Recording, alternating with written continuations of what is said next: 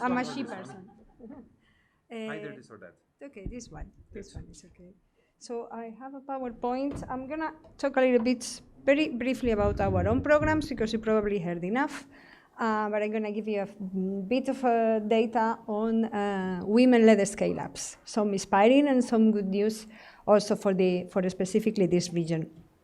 So you know that we have at the EIT Food, we have the Empowering Women in Agrifood. That's mostly our only female program for females, women in the sector, but we have other programs to support you, also to grow internationally, but also to fundraise internationally. And the objective of this program is to have more gender balance in the entrepreneurship ecosystem, especially focus on bringing more women as investors so we can avoid the gender biases that different speakers mentioned in the morning, and Agnieszka also from the European Commission is supporting this work. So eventually what we will aim at achieving is that by having more women taking decisions on where venture capital funds and angel investors and banking institutions put the euros, so by influencing having more women there, we help entrepreneurs to get more funds. So I'm going to give you a flash. So I have until 15:15, is that correct? Yes? No? Yes? Okay, great. So I'll give you a snapshot of the situation of women-led scale-ups in Europe. So I'm going to start by defining what is a scale-up. This is a study that we did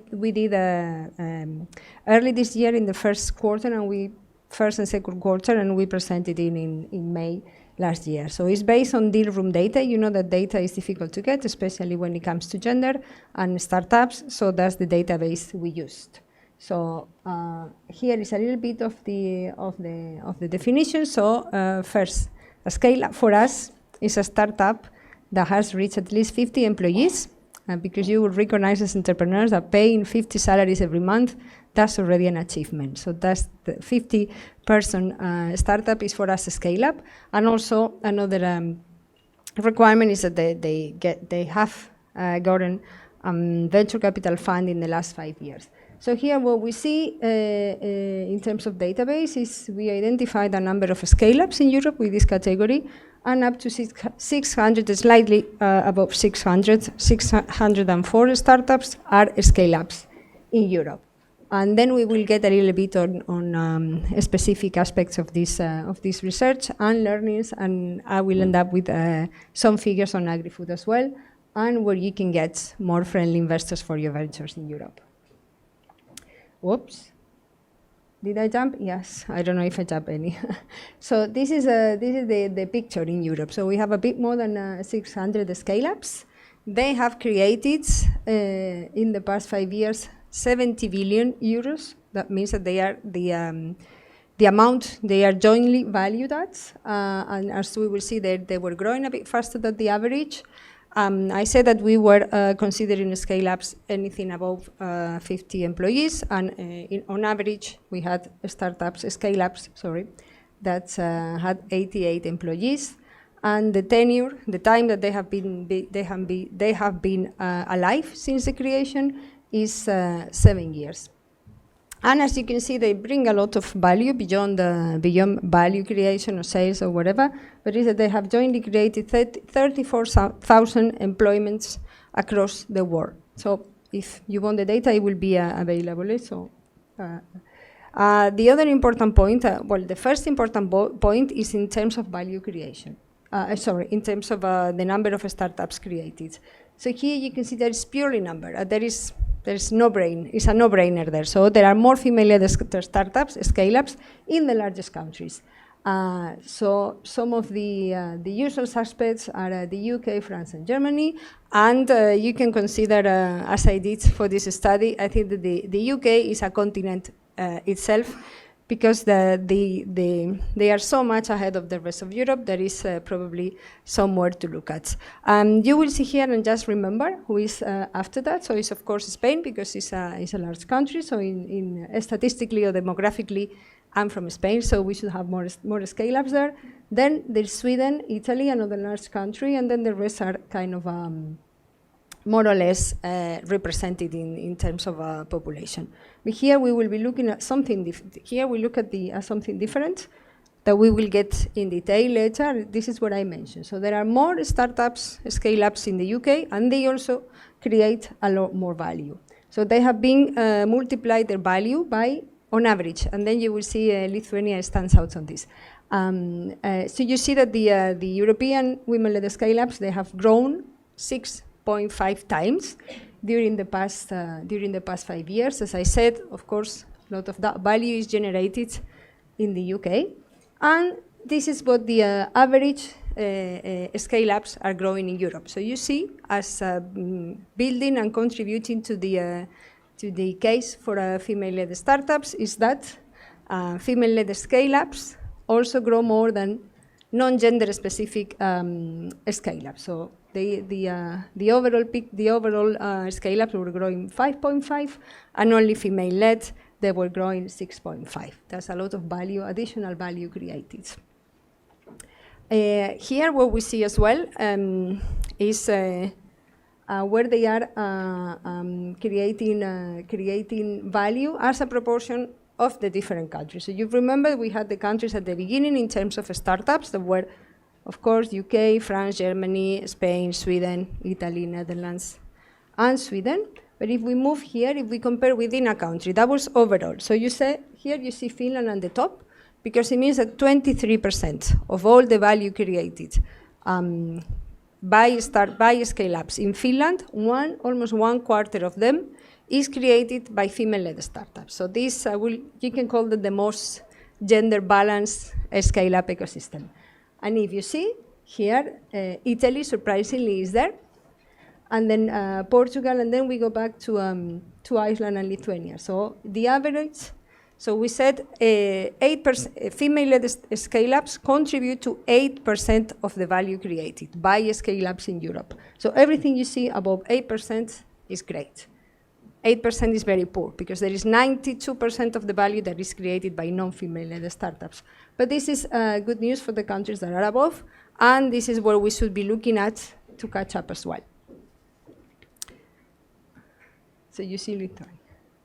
And here what we have is what has been happening in the past years. So markets are this 8% on average. It was not equally distributed over the 5 years. There are some countries or some female startups in different countries that have been performing extremely well. And here you will recognize some of the Nordic and Baltic countries. So this is how much female-led scale-ups have been growing in the past year. So you see, remember the average was 6.5, and the average for non-female was 5.5. So you see that Austrian female-led scale-ups in the past 5 years have grown 56 times, a multiple of 56 times. So if you're probably an investor, you have a good portfolio in Austrian female-led startups in the past 5 years, you have made very likely very good results. But if you are above, for those countries that are above the 6.5, there is a lot. No, I mean they have not been moving that fast in the past years. And another important area that we have discussed in different presentations before, or you have been listened to this, is this is how is represented the risk country. So this is our region, what we call the 17 countries that we have, and unfortunately, risk countries have grown half. Female-led scale-ups have grown less than half than the other startups. So we have a lot of this is probably a weird word for some of you, but the risk countries are those that are low or moderate innovators. That's more an EIT wording thing. And you see here that this is more or less represented, and we have the CE countries, also Southern Europe, that is growing below the average. So there's a lot of work to do. We've been discussing, the panelists have been giving a little bit of the picture of the funding landscape in Europe for female startups and also scale-ups, of course. And Agnieszka mentioned that in 2023, probably they were going to close with 3%, but it was normally 2%, and even 2022 was below this 2%. So it's really little amount of money that is going to female-led startups, even if 2% is only to all female, but even if we consider mixed teams, that's already a low percentage. So actually, this is what happened until last year. Last year, it recovered a little bit, but we had female-founded startups and scale-ups. For both, there was an incredible amount of growth in 2021. 2022 went low, and 2023 is catching up. It's not finished, but it's going to catch up more or less. But there's still a lot of work to do. But if you see, in 2022, from 21 to 22, female-led startups, they really suffer collecting money as compared to their counterparts, because the reduction was a lot higher for women-led scale-ups. And again, not news that this is a poor redistribution of the facility that women scale-ups have to get money. So if you are in the risk countries, again, there is the south and the north and east borders of Europe. Then you see Spain and Italy, that of course are bigger countries, and we have more venture capital funds, so that's why they stand up there. And then of course Poland, another big country, but there is, as I mentioned, we should be working to have more gender-friendly VC ecosystem. And the picture is, as I say, is the percentage of women, the percentage of funding that scale-ups, these are the best startups of the scale-ups, the percentage of money that these successful startups that become scale-ups is being more or less stable. You see, there is a bit of upwards in the amount of money, but in terms of deals, it's more or less the same. So the trend is flat, not very inspiring though. Yes. Okay, and then I want to give you a little bit of sector highlights. So we also, there is some homework maybe for us in Agrifood to do to get better results there.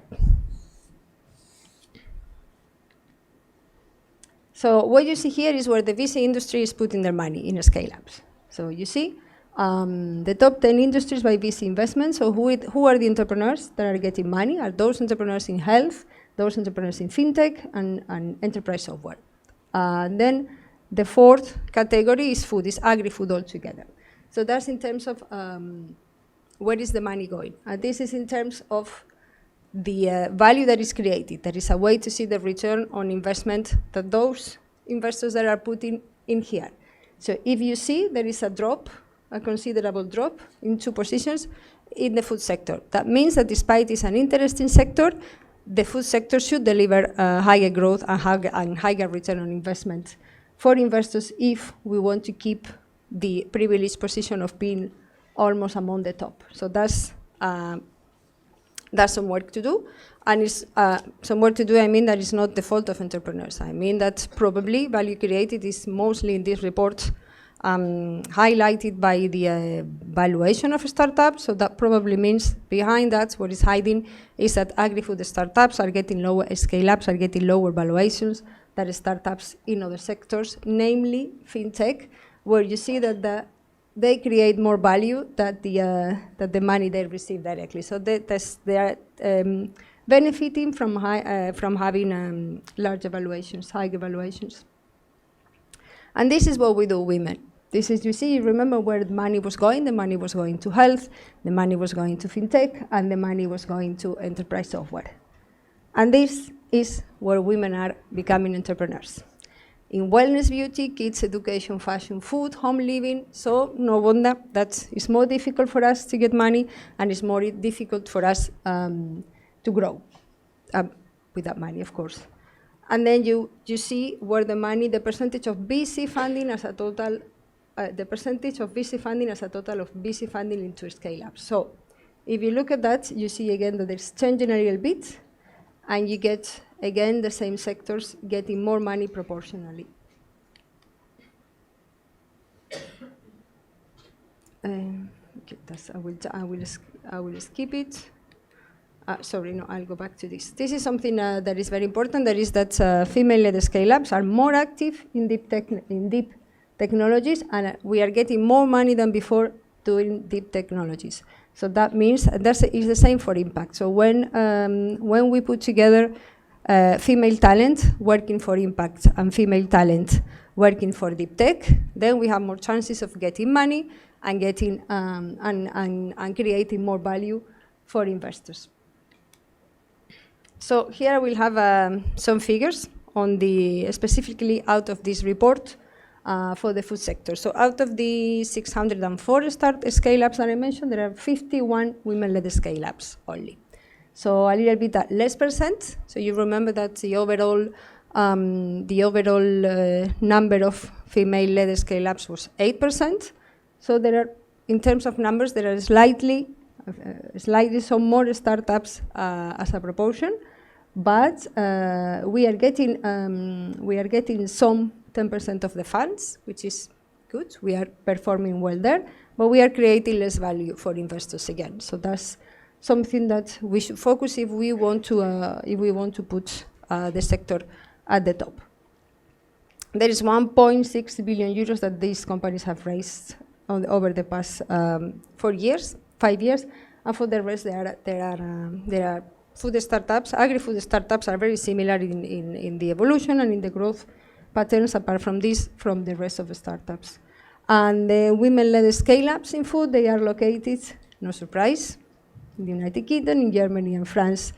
And you see that there are many countries that are not even in the picture because we stopped portraying there, with one in Sweden and one in Portugal. So below the rest of the countries, they have 0 startups. And there is something worrying, and this is, I think this is the beauty also of EWA, is that these startups, these scale-ups, are all, or mostly all of them, located in the big entrepreneurial hubs. So female entrepreneurs that are outside those hubs really have difficulties to launch a startup, and specifically to grow a startup and get it to the stage of a scale-up. So in France, almost all of them are in Paris, and in Germany there is also a high concentration in really big entrepreneurial and venture capital hubs. So on a positive note, you will see here which are the funds that are more active in investing in startups and which are the organizations that can support you in doing so. So these are the latest venture capital funds that are focused specifically on women-led startups, women-led scale-ups, women-led startups. So you see that in the Nordics, there are some of them in Copenhagen, Tallinn, and of course doesn't mean that there are only these venture capital funds investing in women, but I'm mentioning just those new initiatives that have a commitment to invest in more female-led startups. And this is a complement, so you can use all these programs across Europe, because you mentioned that the support programs by EIT Foods, even by EIT, but you don't have to look only at us. You can look elsewhere, because all these organizations, they have a commitment to support entrepreneurs in Europe and to help them to fundraise. So of course, EWA is them as a key one. Whoop, oh, let's go. Okay. Something that everybody likes, not me that much, but just to give you a highlight on unicorns that are not part of the study, but we also paid attention to see, okay, we see that there are many women, if you go across the EU, it's probably between 20 and 30% women creating companies in the different countries, startups. Then we get to 8% of scale-ups, and we said, okay, we're going to have a look to the unicorn picture. And you will see, out of 300 unicorns, just 1 in 50 have a female founder. So that's not 8% even.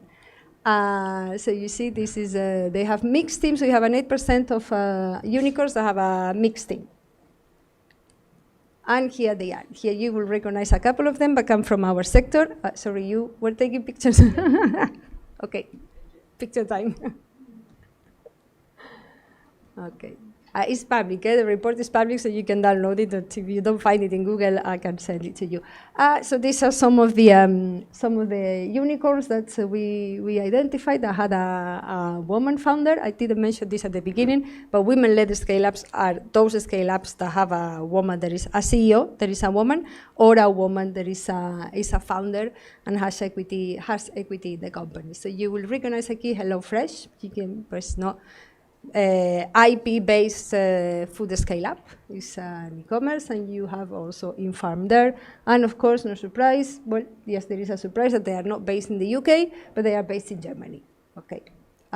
So I think that this is everything from my side. I hope that I didn't bore you a lot with data at this time of the day, but this is important to it's important to highlight that there's still, despite the positive outlook in some places and despite the work that we are doing at EIT, at the EIC, at the EIF, there's still a lot of work to do to get, not to squeeze out male entrepreneurs, but to get our share of this market as we should be doing. Thank you very much. I don't know if there are questions.